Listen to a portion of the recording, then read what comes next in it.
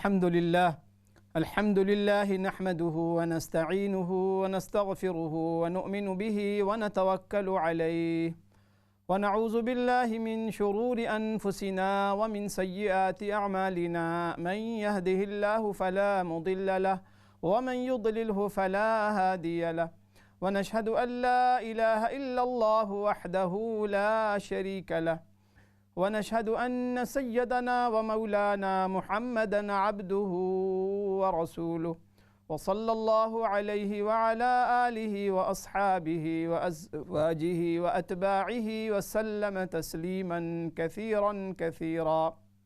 أما بعد فأعوذ بالله من الشيطان الرجيم. بسم الله الرحمن الرحيم. وذكر فإن الذكرى تنفع المؤمنين. وقال رسول الله صلى الله عليه وسلم الدين النصيحة أو كما قال صلى الله عليه وسلم.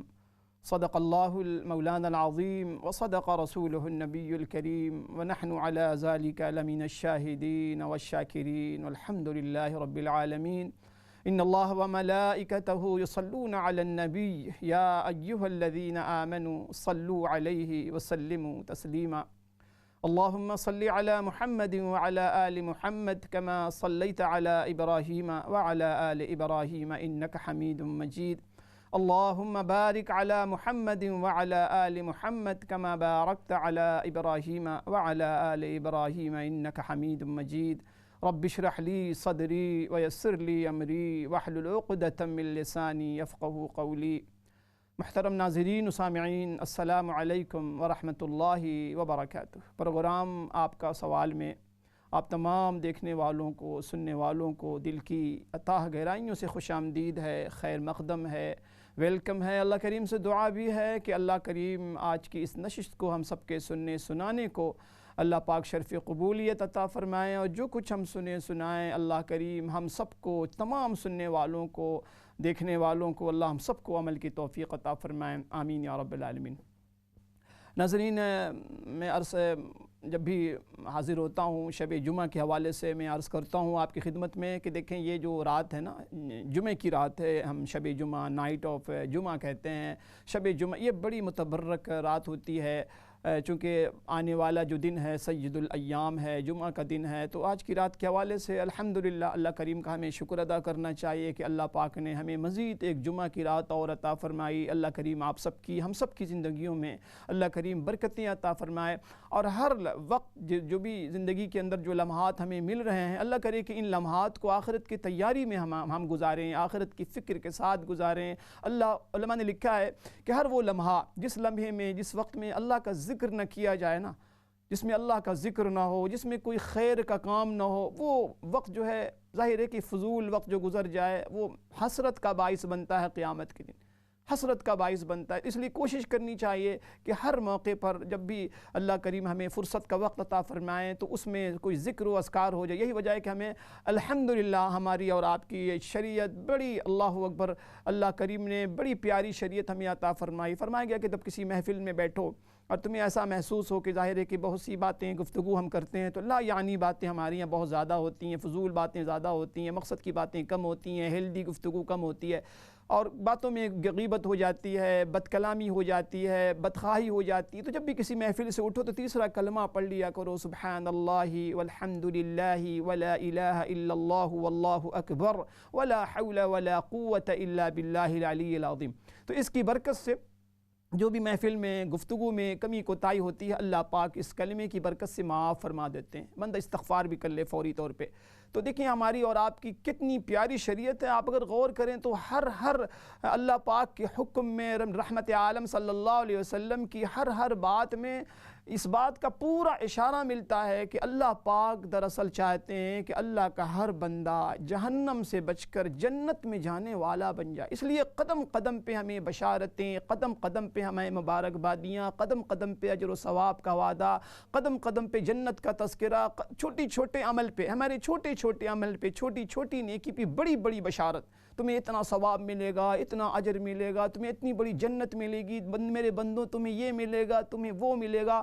اس سے آپ اللہ پاک کی موڈ کا اندازہ نہیں لگاتے.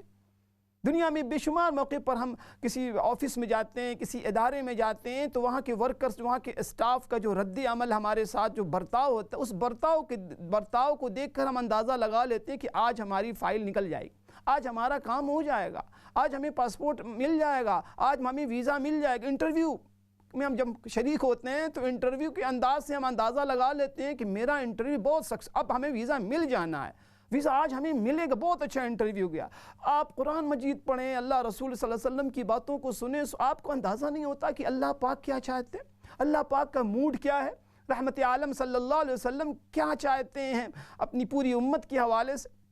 تو ناظرین، میں عرض کر رہا ہوں کہ یہ شب جمعہ، اللہ کرے کہ اس رات کے حوالے سے بھی ہمیں کچھ ذکر و اذکار کی توفیق مل جائے۔ درود شریف کی کثرت کیجئے گا، کثرت سے درود شریف، اللہ کرے کہ ہمیں توفیق عطا ہو۔ یہ بھی دیکھیں، نیکی کی توفیق اللہ پاک کی طرف سے بہت بڑی نعمت ہوتی ہے، اور اتنی بشارت ہے درود شریف پر، بارہا عرض کر چکا ہوں کہ رحمت عالم صلی اللہ علیہ وسلم نے فرمایا کہ قیامت کے دن سب سے زیادہ مجھ سے قریب وہ شخص ہوگا جو کثرت سے درود شریف پڑھتا ہوگا۔ بہت سے لوگ سوال کرتے ہیں، سوالات میں ایک سوال یہ بھی ہوتا ہے کہ بہت سی خواتین، بہت سے لوگ چاہتے ہیں کہ مجھے دیدار ہو رحمت عالم صلی اللہ علیہ وسلم کی زیارت و خواب میں نے عرض کیا تھا، اس کے لیے بہترین نسخہ، آزمودہ نسخہ کہ درود شریف کی کثرت کریں، کثرت سے درود شریف پڑھیں، اور جب بھی درود شریف پڑھیں ناظرین، خصوصی درخواست آپ سے، نہایت ہی عظمت کے ساتھ، محبت کے ساتھ، دل جمعی کے ساتھ، خشوع خضوع کے ساتھ، کہ آپ رحمت کائنات صلی اللہ علیہ وسلم کی بارگاہ میں درود آپ بھیج رہے ہیں، آپ بھیج رہے ہیں نہایت ہی عظمت اور احترام ادب کے ساتھ۔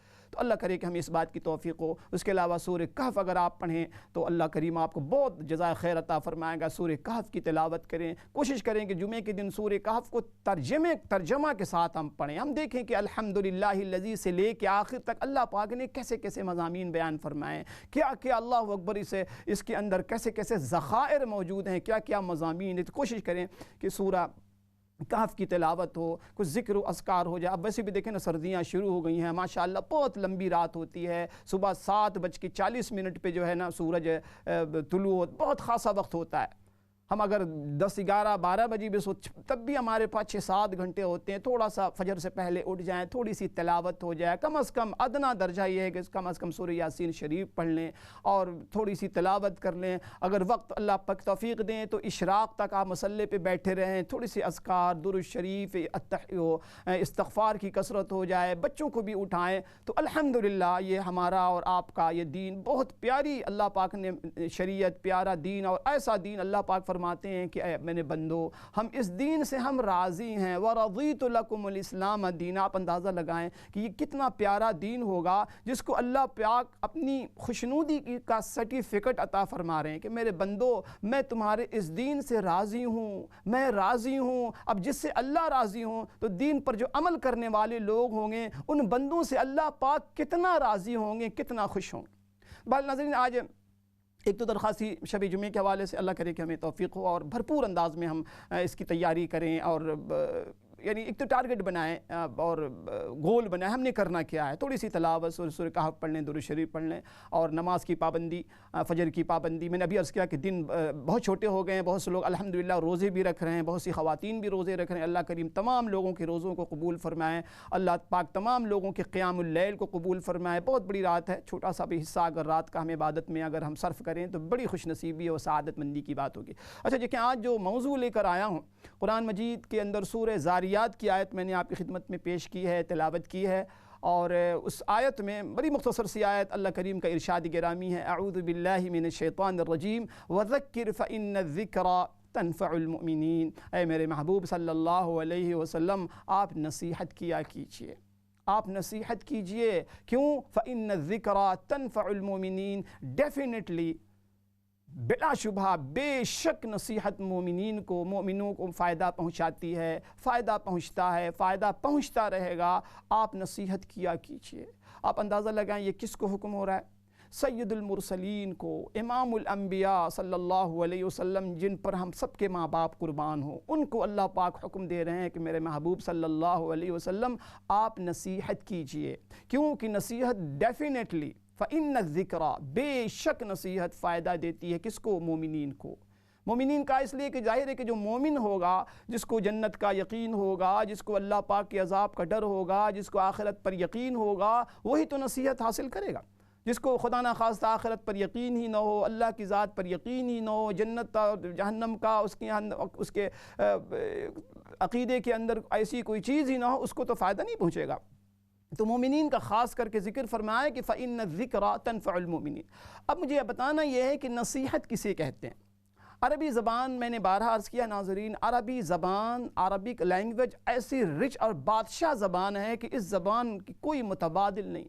بسا اوقات ایک ایک لفظ کے اندر آپ اس کی تشریح کرتے رہیں، اس کے معانی بیان کرتے رہیں، یعنی پورا کا پورا صفحہ ختم ہو جائے، پیج ختم ہو جائے، اس ایک لفظ کی تشریح کا کوئی حق ادا نہیں کر سکتا کسی بھی زبان کے اندر۔ انہی الفاظ میں سے عربی زبان میں ایک لفظ نصیحت ہے، نصیحت، جس کو ہم اردو میں بھی استعمال کرتے ہیں۔ نصیحت کیا ہے؟ نصیحت اردو زبان میں ہم جب استعمال کرتے ہیں تو نصیحت کا مطلب ہوتا ہے کسی کے ساتھ خیرخواہی کی بات کرنا، کسی کے سے خیرخواہی کی بول بولنا، کسی کو اس کے نقصانات سے بچانا، کسی کو نقصان سے بچانا، نقصان سے بچانے کی بات کرنا، دنیاوی نقصان سے بھی، اخروی نقصان سے بھی۔ تو نصیحت الحمدللہ اللہ پاک نے اس کا حکم دیا ہے کہ نصیحت کیجیے، اور یہ قرآن ظاہر ہے کہ دیکھیں قیامت تک کے لیے اور ساری کی ساری انسانیت کے لیے، پوری کی پوری کائنات کے لیے ہے۔ تو معلوم یہ ہوا کہ یہ نصیحت اللہ پاک کو بہت پسند ہے۔ اللہ پاک کو یہ عمل بہت پسند ہے کہ ایک بندہ دوسرے بندے کو نصیحت کرتا ہے۔ کیا مطلب؟ خیرخواہی کی بات کرتا ہے، اس کو نفع پہنچانے کی بات کرتا ہے، اس کو نقصان دہ چیزوں سے بچاتا ہے، اس کو نقصان سے بچاتا ہے۔ اللہ پاک کو یہ عمل نہایت ہی پسندیدہ کہ ایک بندہ دوسرے بندے کو اچھی بات بتائے، اس کے ساتھ خیرخواہی کا معاملہ کرے، اس کے ساتھ بدخواہی نہ کرے، اس کو نقصان سے بچائے، اس کو اللہ اکبر ہر ایسی چیز جو اس کے لیے نقصان دے، اس کے جسم کے لیے، اس کی روح کے لیے، اس کی دنیا کے لیے، اس کی آخرت کے لیے اس سے بچائے، اور ہر قسم کے فائدے کی اس سے بات کرے۔ آپ قربان جائیے، اللہ پاک نے قرآن کریم کے اندر سورہ نمل، ایک سورت ہے، آپ میں سے بہت سے لوگ یقیناً اس سورت کو جانتے ہوں گے، پڑھاتے ہوں گے۔ سورہ نمل کہتے ہیں چیونٹی کو، نمل کہتے ہیں اینٹ جسے کہتے ہیں انگلش میں، چیونٹی۔ اللہ پاک نے اس پوری سورت کا نام سورہ نمل رکھوایا ہے۔ رحمت عالم صلی اللہ علیہ وسلم نے اس سورت کا نام سورہ نمل ہے۔ اور آپ کو پتہ ہے کہ اس میں سورہ نمل کو سورہ نمل کیوں کہتے ہیں؟ میں نے چیونٹی کے نام سے اس پوری سورت کا نام کیوں رکھا گیا؟ اس سورت کے اندر اللہ پاک نے چیونٹیوں کا تذکرہ کیا، خاص کر کے ایک ایسی چیونٹی کا جس چیونٹی نے اپنی دوسری چیونٹیوں کو نصیحت کی ہے۔ قرآن کی آیت موجود ہے، آپ کو پتہ ہے حضرت سلیمان علیہ السلام اللہ پاک کے ایک ایسے عظیم الشان پیغمبر نبی گزرے ہیں جو ایٹ سیم ٹائم اللہ پاک نے ان کو بادشاہت، ان کو نبوت، ان کو رسالت، اللہ پاک نے جنوں پر ان کی حکومت، ہواؤں پر ان کی حکومت، پرندوں پر ان کی ایسی بادشاہت دی اللہ پاک نے کہ نہ ان سے پہلے کسی کو ایسی بادشاہت ملی، نہ آئندہ کسی کو ایسی بادشاہت ملی۔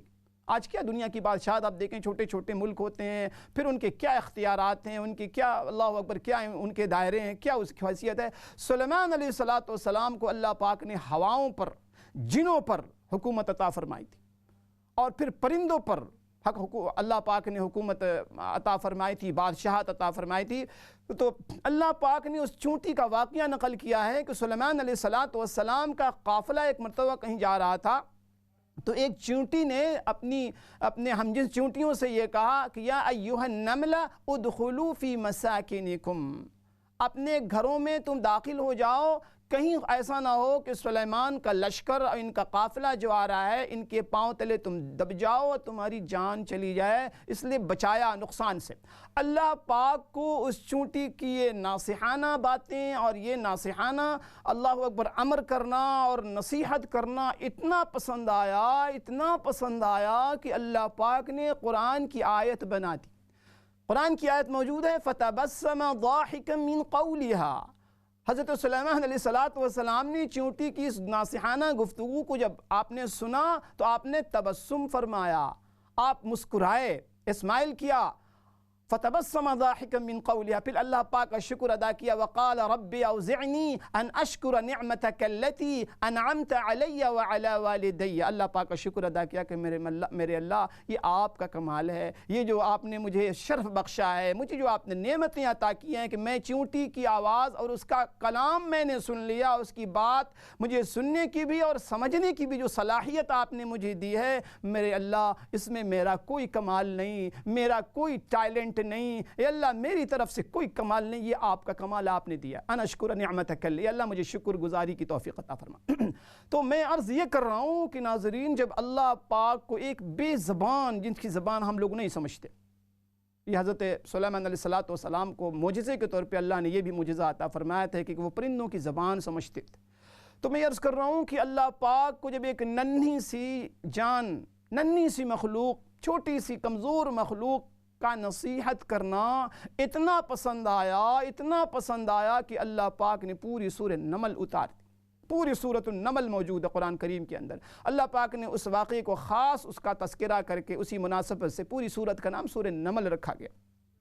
تو آپ اندازہ لگائیں کہ جب انسان ایک دوسرے کو نصیحت کرے گا، جب انسان جو کہ اشرف المخلوقات ہے، اللہ پاک نے انسان کو اشرف المخلوقات، تمام مخلوق، لقد کرمنا بنی آدم، اللہ پاک فرماتے ہیں کہ ہم نے بہت تکریم، ہم نے بہت شرف عطا فرمایا بنی نو انسان کو، ہم نے شرف بخشا ہے، تمام مخلوقات کا انسان جو ہے دولہا ہے، انسان سب سے زیادہ اشرف المخلوقات۔ تو اب انسانوں کے اندر یہ جذبہ ہوگا، انسان جو ہے نصیحت والے جذبے سے جب کسی سے کوئی بات کرے گا، کسی کو نفع پہنچانے کی کوشش کرے گا، کسی کو نقصان سے بچائے گا، تو آپ اندازہ لگائیں کہ اللہ پاک کو یہ عمل، اس بندے کا یہ ایکشن کتنا پسندیدہ ہوگا۔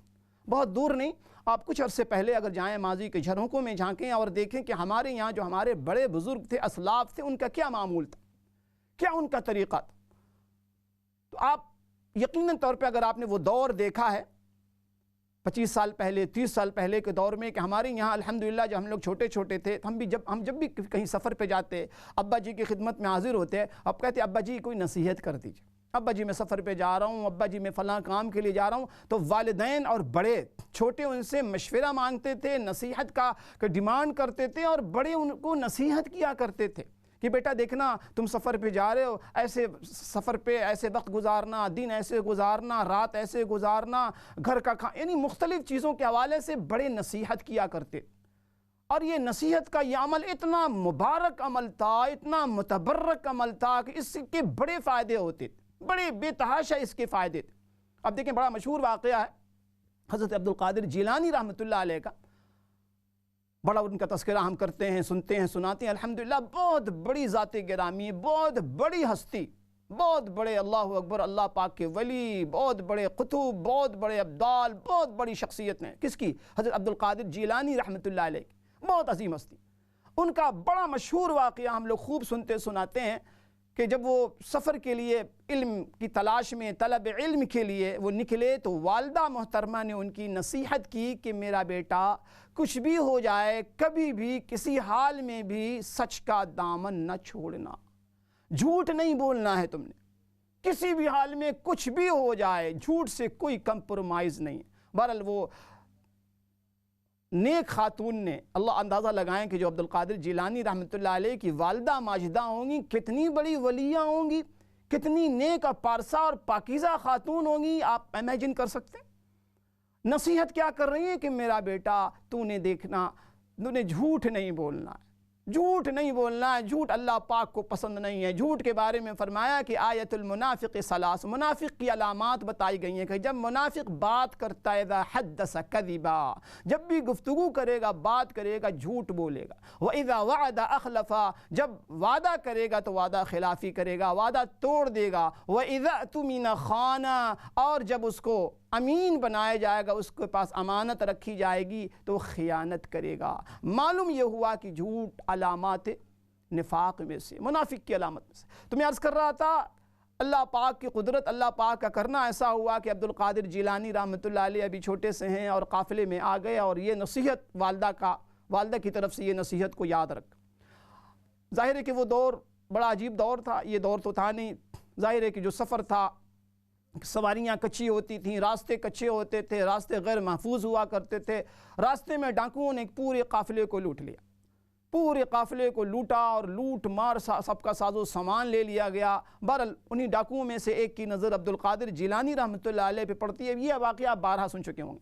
तो बहरहाल अब्दुल कादिर जिलानी रहमतुल्लाह अलैह से किसी ने पूछा कि तुम्हारे पास भी कुछ है, तुम्हारे पास भी कुछ है या तुम यूं ही खाली हाथ हो? तो उन्होंने बड़े ही मासूमाना अंदाज में जवाब दिया कि हाँ हाँ मेरे पास भी है, मेरी वालिदा ने 40 अशरफी बांधी हुई है और देखो यहाँ सिला हुआ है, सिल दिया उसको हिफाजत के लिए। तो उसने समझा कि शायद यूं ही कह रहे हैं। उन्होंने फिर दोबारा कहा कि कैसी बातें कर रहे हो, सच्ची बात है? उन्होंने कहा देखो देखो मेरे पास 40 अशरफी है, मेरे पास इतनी अशरफी है। बहरहाल उसको यकीन नहीं हुआ, वो फिर अपने सरदार के पास ले गया और उसको बहुत ताज्जुब हुआ कि एक बच्चा इतना सच्चा कैसे हो सकता है। बड़े आसानी से वो ना कह देता और ना कहने की वजह से वो अल्लाह अकबर उसका माल भी बच जाता और लुटने से भी बच जाता और इतनी परेशानी से भी बच जाता। तो पूछा किसी डाकू ने कि तुम ऐसा क्यों, सच क्यों कह रहे हो? तो उन्होंने कहा मेरी अम्मी ने नसीहत की है कि मैं झूठ नहीं बोल सकता, झूठ बोलना हराम है, अल्लाह पाक के नज़र में अल्लाह पाक के यहाँ बहुत नापसंदीदा अमल है, झूठ से बदबू आती है और आनी चाहिए, एक मोमिन है झूठ। बहरहाल वो अपने सरदार के पास ले गया, सरदार ने भी इस किस्म के सवालात किए। तो हज़रत अब्दुल कादिर जिलानी रहमतुल्लाह अलैह ने वही बात की जो सबसे आपने की कि भाई मैं झूठ नहीं बोल सकता, मेरी वालिदा ने आप अंदाज़ा लगाएं कि झूठ, सच की बरकतें, यकीन जानिए कि झूठ कितना ही तेज़ दौड़ेगा, अल्लाह की कसम बिलाखिर जीत सच की होती है। जितना भी चाहे झूठ जो है वो उसकी रफ्तार जितनी चाहे तेज़ हो जाए, एंड ऑफ द डे अल्लाह के नबी सल्लल्लाहु अलैहि वसल्लम का यह हुक्म, इन्न सिद्क़ युंजी वल कज़िब युहलिक, हदीस के अल्फाज हैं, ऐ लोगो इय्याकुम अलैकुम बिल कज़िब, ऐ लोगो झूठ से बचो, फ़इन्न सिद्क़ युंजी वल कज़िब युहलिक, ऐ लोगो झूठ से बचो, झूठ से दूर रहो और सच को पकड़ो। व इय्याकुम वालेकुम बिस्सिद्क़, और सच्चाई को इख्तियार करो, फ़इन्न सिद्क़ युंजी, इसलिए कि सच्चाई तुम्हें नजात देती है। एंड ऑफ द डे जीत सच बोलने वाले की होती है। और झूठ जो है, जाहिर है कि झूठ जो है हलाकत का बाइस बनता है, मूजिब बनता है, ज़रिया बनता है। तो बहरहाल कहते हैं कि अब्दुल कादिर जिलानी रहमतुल्लाह अलैह की इस एक सच की बरकत से, एक सच की बरकत से उस डाकू ने और उसके पूरा उसका जो अमला था, जितने लोग थे उसकी टीम के अंदर, सबको अल्लाह पाक ने सच्ची तौबा की तौफीक अता फरमाई, सच्ची तौबा। और जितने लोगों का इन्होंने माल लूटा था सबको वापस किया, सबको वापस किया कि नहीं। एक बच्चा जब अपनी माँ की नसीहत को ऐसा याद रखता है, हम लोग अपने रब की नसीहत को और रब के हुक्म को भूल गए। तो बहरहाल मैं अर्ज़ कर रहा हूँ कि यकीन जानिए कि नसीहत क्या चीज़ है। और नसीहत का जो रिवाज था कुछ अरसा पहले आप देखें उसकी कितनी बरकतें होती थी, हर काम में बरकत होती थी और मुआशरे के अंदर एक बेहतरीन अफराद आते थे और फिर एक मुआशरा, एक बेहतरीन पाकीज़ा मुआशरा तश्कील पाता था।